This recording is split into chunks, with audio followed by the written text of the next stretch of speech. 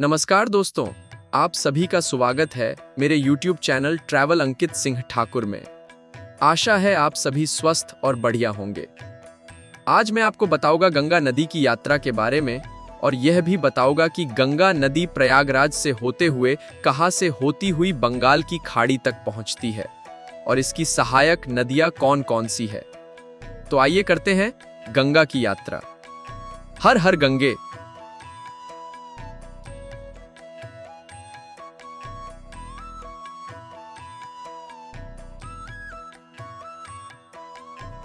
गंगा भारत की सबसे महत्वपूर्ण व हिंदू धर्म की मान्यतानुसार सबसे पवित्र नदी है। गंगा नदी का उद्गम भागीरथी व अलकनंदा नदी मिलकर करती है। ये भारत और बांग्लादेश में कुल मिलाकर 2526 किलोमीटर की दूरी तय करती हुई उत्तराखंड में हिमालय के गंगोत्री हिमनद के गोमुख स्थान से लेकर बंगाल की खाड़ी के सुंदरवन तक भारत की मुख्य नदी के रूप में विशाल भू भाग को सिंचती है। गंगा नदी देश की प्राकृतिक संपदा ही नहीं, जन जन की भावनात्मक आस्था का आधार भी है। 71 किमी तक भारत तथा उसके बाद बांग्लादेश में अपनी लंबी यात्रा करते हुए यह सहायक नदियों के साथ 10 लाख वर्ग किलोमीटर क्षेत्रफल के अति विशाल उपजाऊ मैदान की रचना करती है। सामाजिक, साहित्यिक, सांस्कृतिक और आर्थिक दृष्टि से अत्यंत महत्वपूर्ण गंगा का यह मैदान अपनी घनी जनसंख्या के कारण भी जाना जाता है। 100 फीट की अधिकतम गहराई वाली यह नदी भारत में पवित्र नदी भी मानी जाती है तथा इसकी उपासना मां तथा देवी के रूप में की जाती है। भारतीय पुराण और साहित्य में अपने सौंदर्य और महत्व के कारण बार बार आदर के साथ वंदित गंगा नदी के प्रति विदेशी साहित्य में भी प्रशंसा और भावुकतापूर्ण वर्णन किए गए हैं। इस नदी में मछलियों तथा सर्पों की अनेक प्रजातियां तो पाई जाती ही हैं तथा मीठे पानी वाले दुर्लभ डॉल्फिन भी पाए जाते हैं। यह कृषि, पर्यटन, साहसिक खेलों तथा उद्योगों के विकास में महत्वपूर्ण योगदान देती है तथा अपने तट पर बसे शहरों की जलापूर्ति भी करती है। इसके तट पर विकसित धार्मिक स्थल और तीर्थ भारतीय सामाजिक व्यवस्था के विशेष अंग हैं। इसके ऊपर बने पुल, बांध और नदी परियोजनाएं भारत की बिजली, पानी और कृषि से संबंधित जरूरतों को पूरा करती हैं।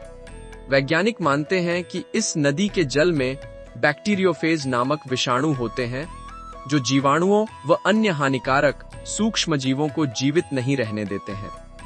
गंगा की इस अनुपम शुद्धिकरण क्षमता तथा सामाजिक श्रद्धा के बावजूद इसको प्रदूषित होने से रोका नहीं जा सका है।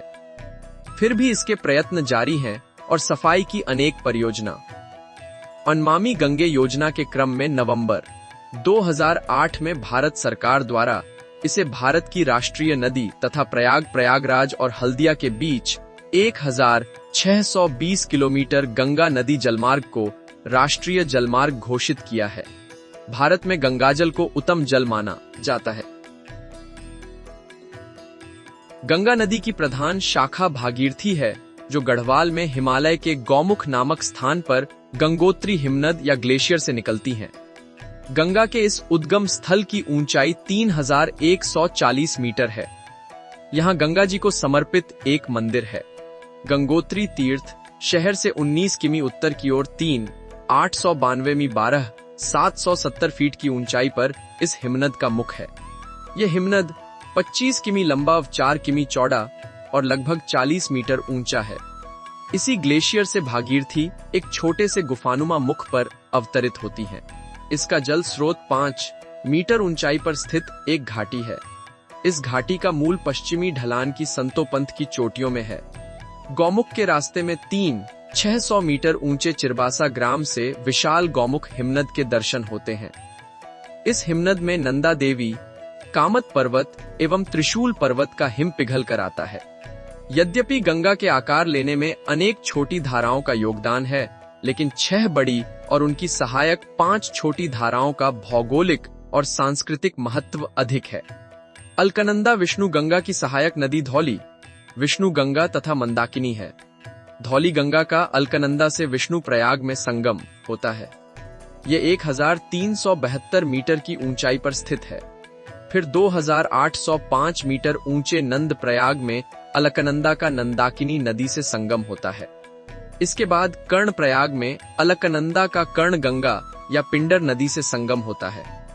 फिर ऋषिकेश से 139 किमी दूर स्थित रुद्रप्रयाग में अलकनंदा मंदाकिनी से मिलती है। इसके बाद भागीरथी व अलकनंदा 1500 फीट पर स्थित देवप्रयाग में संगम करती हैं। यहाँ से यह सम्मिलित जल धारा गंगा नदी के नाम से आगे प्रवाहित होती है। इन 5 प्रयागों को सम्मिलित रूप से पंच प्रयाग कहा जाता है। इस प्रकार 200 किमी का संकरा पहाड़ी रास्ता तय करके गंगा नदी ऋषिकेश होते हुए प्रथम बार मैदानों का स्पर्श हरिद्वार में करती हैं। हरिद्वार से लगभग 800 किमी मैदानी यात्रा करते हुए बिजनौर, गढ़मुक्तेश्वर, सोरों, फर्रुखाबाद, कन्नौज, बिठूर, कानपुर होते हुए गंगा प्रयागराज पहुंचती है। यहाँ इसका संगम यमुना नदी से होता है।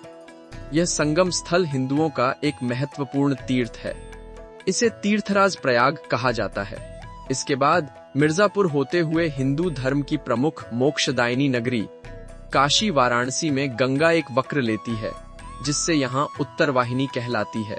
यहाँ से गाजीपुर, पटना, भागलपुर होते हुए साहिबगंज पहुंचती है। इस बीच इसमें बहुत सी सहायक नदियां जैसे सोन, गंडक, सरयू, कोसी आदि मिल जाती हैं। भागलपुर में राजमहल की पहाड़ियों से यह दक्षिणवर्ती होती है। पश्चिम बंगाल के मुर्शिदाबाद जिले के गिरिया स्थान के पास गंगा नदी 2 शाखाओं में विभाजित हो जाती है, भागीरथी और पद्मा। भागीरथी नदी गिरिया से दक्षिण की ओर बहने लगती है, जबकि पद्मा नदी दक्षिण पूर्व की ओर बहती फरक्का बैराज 1974 निर्मित से छनते हुई बांग्लादेश में प्रवेश करती है। यहाँ से गंगा का डेल्टाई भाग शुरू हो जाता है। मुर्शिदाबाद शहर से हुगली शहर तक गंगा का नाम भागीरथी नदी तथा हुगली शहर से मुहाने तक गंगा का नाम हुगली नदी है। गंगा का यह मैदान मूलत एक भू अभिंति गर्त है, जिसका निर्माण मुख्य रूप से हिमालय पर्वतमाला निर्माण प्रक्रिया के तीसरे चरण में लगभग 3-4 करोड़ वर्ष पहले हुआ था। तब से इसे हिमालय और प्रायद्वीप से निकलने वाली नदियां अपने साथ लाए हुए अवसादों से पाट रही हैं। इन मैदानों में जलोढ़ की औसत गहराई 1000 से 2000 मीटर है। इस मैदान में नदी की प्रौढ़ावस्था में बनने वाली अप्रदनी और निक्षेपण स्थलाकृतियां जैसे बालू, रोधका, विसर्प, गोखुर झीलें और गुम्फित नदियां पाई जाती हैं। गंगा की इस घाटी में एक ऐसी सभ्यता का उद्भव और विकास हुआ जिसका प्राचीन इतिहास अत्यंत गौरवमयी व वैभवशाली है, जहां ज्ञान, धर्म, अध्यात्म और सभ्यता, संस्कृति की ऐसी किरण प्रस्फुटित हुई जिससे न केवल भारत बल्कि समस्त संसार आलोकित हुआ। पाषाण या प्रस्तर युग का जन्म और विकास यहाँ होने के अनेक साक्ष्य मिले हैं। इसी घाटी में रामायण और महाभारत कालीन युग का उद्भव और विलय हुआ।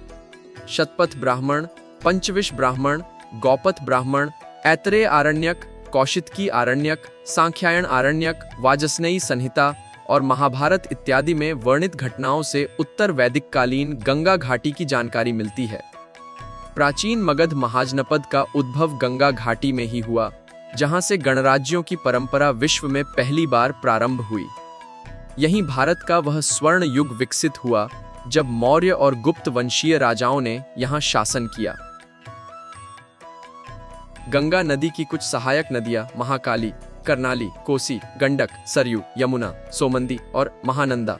तो यह था गंगा की यात्रा के विषय में बनाया गया वीडियो।